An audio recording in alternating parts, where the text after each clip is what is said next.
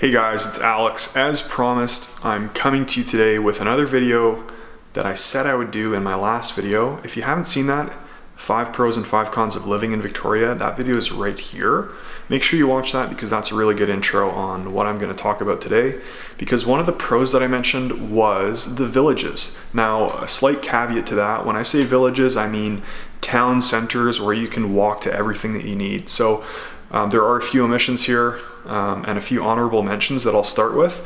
But ultimately, when I say village, I think grocery store, gas station, all those things that you need to actually survive as a human.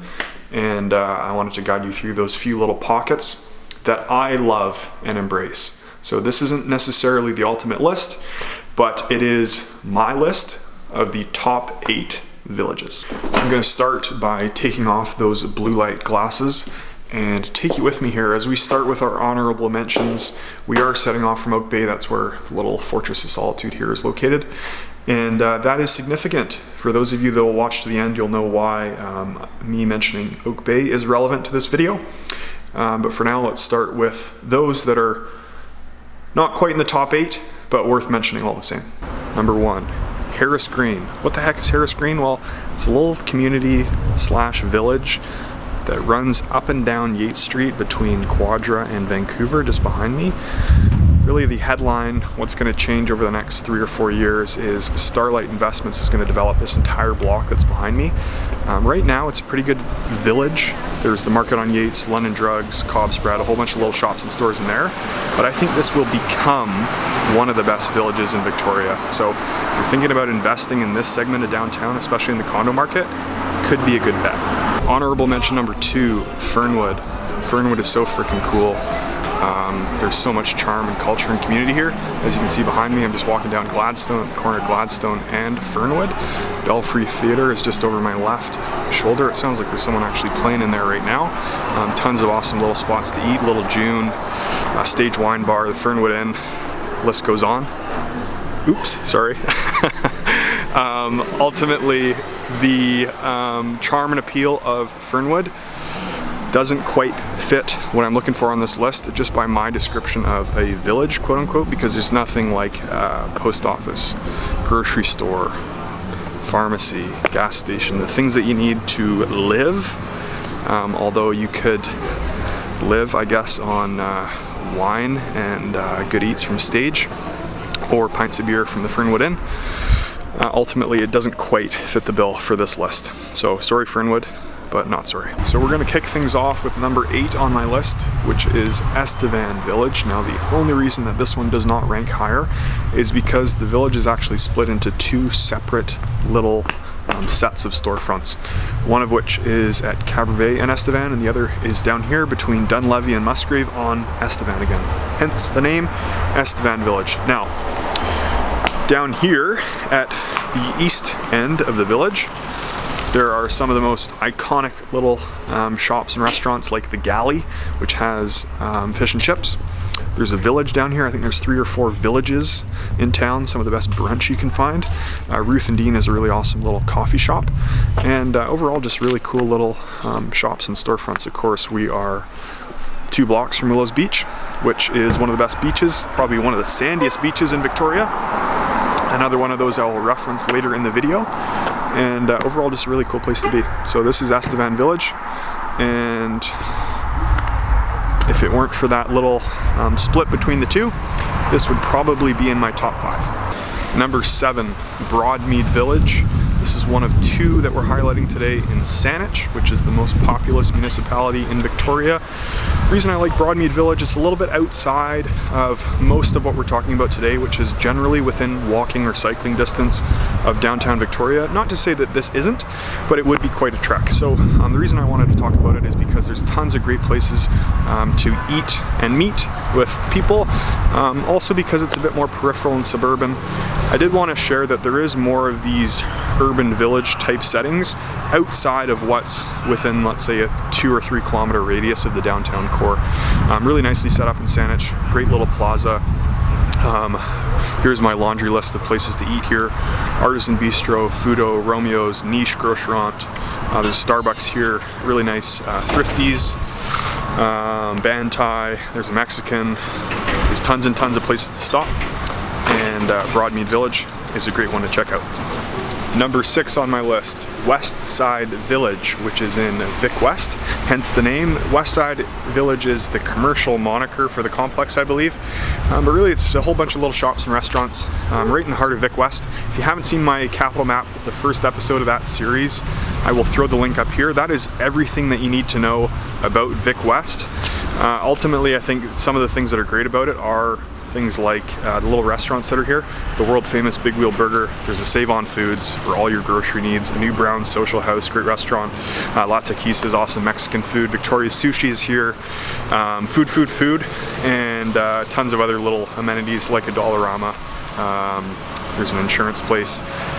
Lawyer. I mean, I could go on and on. Basically everything you need here. Canada Post. It's all here. The other interesting part about Westside Village is it's really close to a really awesome little fenced-in dog park just across the street, and Vic West Park, where there's probably the best skate park in town. And if you go the other way, of course, you end up at things like the Galloping Goose. So roads, access, trails, in and out, all the recreation around it. Westside Village, number 6. Number 5, Esquimalt Town Centre. More specifically the Esquimalt Plaza that sits in behind me here.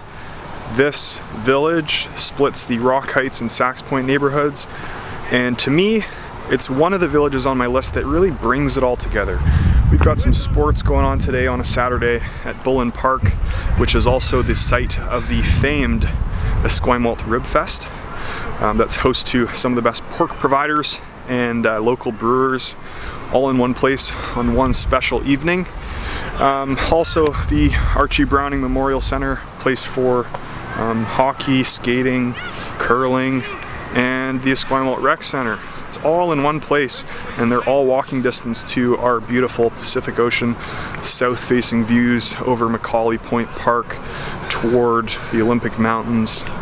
Natural beauty, community focused, a lot of new exciting development. It's all coming to a Capital Map episode to come, so make sure you guys are subscribed to the channel. Esquimalt, number 5. Number 4, James Bay Village, also known as James Bay Square. I'm just walking into it right now. It's a 5-way intersection in James Bay. I'm on Simcoe right now. And probably the most historic on our list today. Some of the downsides are in tourist season it can get incredibly busy. James Bay, of course, is quite a tourist attractee type neighborhood, and we are, a few blocks away from the Ogden Point cruise ship terminal. With that said, a really cool little community down here in James Bay. Of course, this is close to the original site of the Birdhouse Parliament Buildings Legislature in BC, where it remains today, as well as the home of the original Governor of Victoria, James Douglas. Now, over there across the street is the Bent Mast, there's also a really good restaurant called Heron Rock Bistro down here, and a great Thrifty Foods. So this is a great village. Also attracts a ton of government workers, which can mean the Red Barn Market, which is one of the best places to stop and grab lunch, can be quite busy around lunch hour in the weekdays. Number 3, Cadboro Bay Village. Now there is a little bit of personal bias attached to this one, just because I grew up in this neighborhood, but because I wanted to keep this list a bit more objective and not subjective, we're going to call Cadboro Bay number 3. Reasons why I might place it at the top. Well, it has the best beach in Victoria. It has some charm and appeal that I think is unmatched and really captures what a seaside village and community should be, which is locally owned and operated establishments in a really nicely organized package where the locals love to spend time.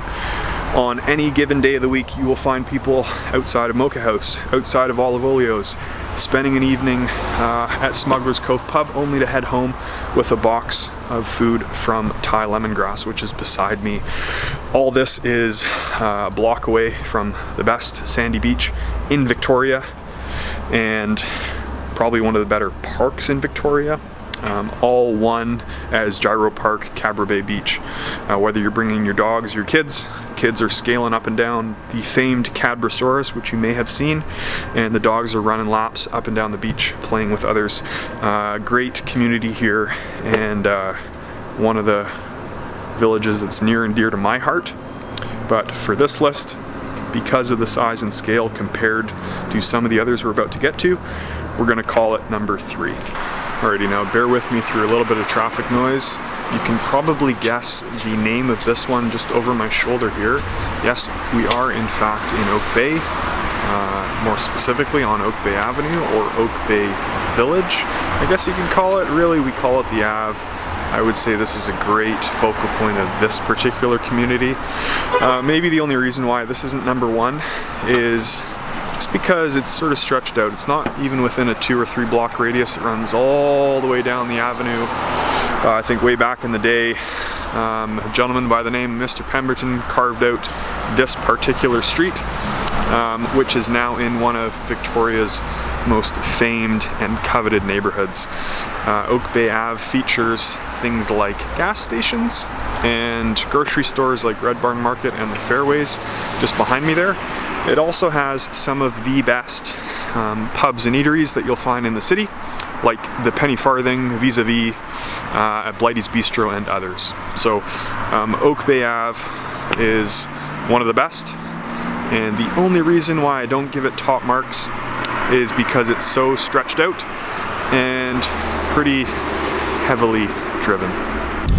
Alrighty, village number 1. You've waited a long time for this. I'm gonna step off the main drag just because it is a little bit active on a Saturday afternoon. That's Cook Street Village. Many of you may have heard of Cook Street Village before. It's right in the heart of Fairfield, and it is a focal point of the Fairfield and Victoria communities. A very bustling place on a Saturday, and for good reason. Amazing shops and stores, lots of good restaurants, Big Wheel Burger, really good grocery stores too, some that are maybe a little bit less talked about than others. There's a new root cellar, there's also Mother Nature's, which is just beside me here. I mean, I could really go on and on. Ultimately, this community is all about access to the Dallas Road Waterfront, very, very close to Beacon Hill Park, downtown Victoria, and I mean, I really don't know what else to say about Cook Street Village. If you haven't been before, I encourage you to come and visit. You'll know immediately what I mean the second that you set foot on Cook Street. Basically between, let's say, Southgate running all the way down to Oliphant. There's a lot of energy here, and there's a lot of reasons why I think Cook Street Village is a great example of what sort of a smaller town or village lifestyle can be. If you guys enjoyed this one, I encourage you to watch the next video that I have coming.